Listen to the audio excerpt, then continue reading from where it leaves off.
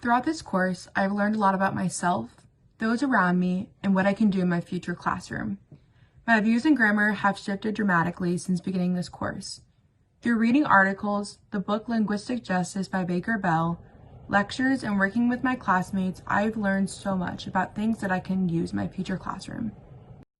My first experience learning grammar is when my teacher in elementary school would correct me when I used phrases such as me and I in the wrong context.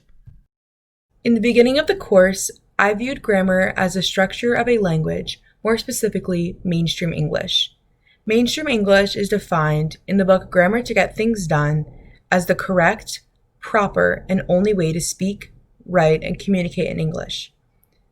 All throughout my K-12 experience, I was only taught mainstream English, and I was taught this is the correct way to speak. I viewed grammar as nothing more than parts of sentences or nouns and adjectives. In the book by Baker Bell, she says, "Since the 1960s, language scholars have recognized that traditional ways of approaching language education in schools are anti-Black and uphold white linguistic hegemony. By teaching only mainstream English, you are creating an anti-Black environment." Baker Bell also says that linguistic hegemony is achieved when dominant groups create a consensus by convincing others to accept their language norms and usage as standard or paradigmatic. Hegemony is ensured when they can convince those who fail to meet those standards to view their failure as being a result of the inadequacy of their own language. Mainstream English is taught as a standard in schools, and if you speak in any other language, you are viewed as a failure or wrong. I had a picture with my parents and they taught me my first language, which is known as mother tongue. These unbalanced forces represent how mainstream English and Black English is viewed in schools. In schools, mainstream English is viewed as superior and is a higher force, while Black English is viewed as inferior and is the lower force. This one-way sign represents how in schools there is only one way to speak, and that is using mainstream English.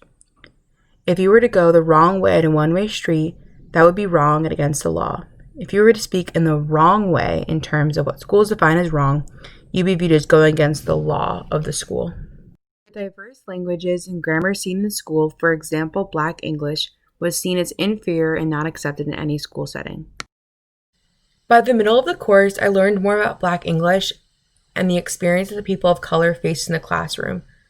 A quote by Schaefer reads, "They are always underestimated and undervalued because of their dialect, and that can take a toll on a person's self-confidence and their self-worth. Before this course, I never really knew about how much learning only mainstream English can take a toll on how a person views themselves. I began to understand how important language was in many people's identities." In the article by Ansel Dua, she says, "Ethnic identity is twin skin to linguistic identity. I am my language. Language is an identity for many people, for most people, and if mainstream English is the only language taught, people will begin to feel ashamed of their identity and their self-confidence will become lower." In the book by Baker Bell, she describes how many students feel about how others view Black English by saying, for instance, most of the students describe the speaker they drew to reflect Black English as bad, ghetto, thugs, and trouble, all while describing white mainstream speakers as good, proper, and respectful. Black children are very aware of the fact that schools perpetuate racism when they are talking about Black English. By saying that mainstream English is the proper way to speak, you are in turn saying that Black English is wrong. This eraser shows how schools are trying to erase Black English by only using mainstream English. Teacher educator, creating a classroom that does not enact linguistic violence and anti-Blackness is extremely important to me. By the end of this course, I began to understand how to reimagine grammar in K-12 schools. I explored many ways to break the stereotype that mainstream English was the correct way to speak.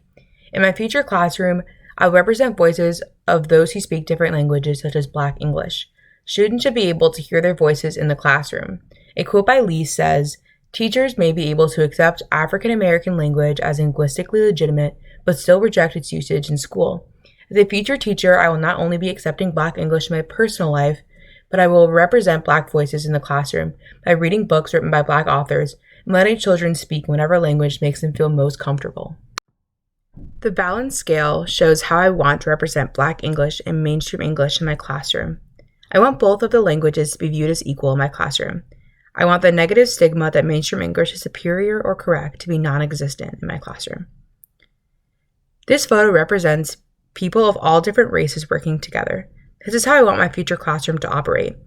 I acknowledge that my students are diverse and come from different backgrounds, but they all have something to contribute to the class. No matter the language they speak, their opinions are valued in my classroom. Overall, my views in grammar have changed tremendously. I started off the course of viewing grammar as only my own writing and language, but at the end of the course, I viewed grammar as many different languages that are spoken. I've learned that the way schools teach grammar is harmful to many students. Finally, I have learned how to be the best teacher by making sure I break the negative stereotypes surrounding Black English and help my students to do the same.